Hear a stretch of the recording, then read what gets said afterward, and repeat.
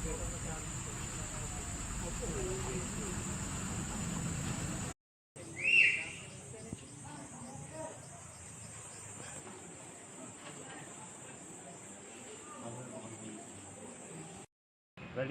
Right sir. Complainant ఒక అతను మన లక్షరీపేట నుంచి హైదరాబాద్ పోతుంటాడు. 3:30 ఆ ప్రాంతంలో మన మీర్దొడ్డి పోలీస్ స్టేషన్లో ఆయన కనెటిక్ కొండ మీద పోతుంటే అక్కడ సైడ్కు పార్క్ చేస్తున్న మోటార్ సైకిల్ని యాక్సిడెంట్ చేస్తారు అన్నమాట. ఆ రోజు వర్షం పడుతున్నది, బ్రేక్ కొడితే స్పీడ్ అయ్యి మైనర్గా ఆ వెహికల్కి తగ్గుతుంది. పోతుంటే వాళ్ళు అన్నారు, ఈ కంప్లైంట్ ఏం చేస్తాడంటే నేను ఆ వెహికల్ రిపేర్ చేస్తాను అని అంటే ఆయన ఒప్పుకోకుండా పోలీస్ స్టేషన్కి తీసుకొస్తున్న ప్రాంతంలో మధ్యలో మన హోంగార్డు సంతోష్ కుమార్ గౌడ్ వస్తాడనమాట. తీసుకొచ్చి ఆ రోజు ఇక్కడికి పోలీస్ స్టేషన్కి తీసుకొచ్చి 2 వెహికల్స్ ఇక్కడ పెట్టించేసి నువ్వు 15,000 ఇస్తే నేను కాంప్రమైజ్ చేపిస్తా అని చెప్పేసి అంటాడు అనమాట. అన్న ఇప్పుడు నా దగ్గర లేవు, నేను హైదరాబాద్ పోవాలా అని చెప్పేసి అతను వెళ్ళిపోతాడు.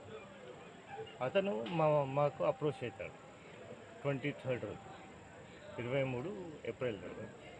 మేము ఈయన చెప్పేది కరెక్టా కాదా అని చెప్పేసి వెరిఫై చేస్తాం. చేసిన తర్వాత ఈ మధ్య లోపలనే మన Santosh Kumar Goud home guard Mirdoddi police station call చేసి ఏమైనా పైసలు తీసుకొస్తున్నావా లేదా అని అంటే, నేను గరీబోని, నా దగ్గర పైసలు లేవు అని అంటే 10,000కు ఆయన రెడ్యూస్ చేస్తాం. అగైన్ 23rd మేము వెరిఫై చేస్తే కరెక్టే అని చెప్పేసి తెలుస్తుంది. ఈరోజు 10,000 ఇస్తుంటే మేము పట్టుకున్నాం. ఇన్స్ట్రక్షన్స్ ప్రకారం మన పోలీస్ స్టేషన్ ఎదురుగా ఉన్న హోటల్ యజమానో వర్కరో తెలియదు, అతనికి 2,000, ఎవరైతే మోటార్ సైకిల్కి డ్యామేజ్ అయిందో ఆయనకు 3,000. తర్వాత ఈయన సంతోష్ కుమార్ ఫోన్ చేసి మన భవానీ వైన్ షాప్ ఉన్నది కదా, దాంట్లో ఒకరికి ఫోన్ చేసి ఆయనకు 3,000 అని చెప్పి చెప్తాడు అన్నమాట. అలా ఇస్తే వాళ్ళ అందరి దగ్గర నుంచి కూడా 8,000 రికవరీ చేస్తాము. తర్వాత 2,000 కంప్లైంట్ దగ్గర ఉన్నాం, అది కూడా రికవరీ చేస్తాం. ఈ సంతోష్ కుమార్ని కోర్టులో ప్రొడ్యూస్ చేస్తాం. They will become witness. ముగ్గురు we will cite as a witness. ఇందులో పై అధికారులు ఏమన్నా చూసినాము, నెగ్లిజెన్స్ ఉన్నది, ఎస్ఏ కాదు.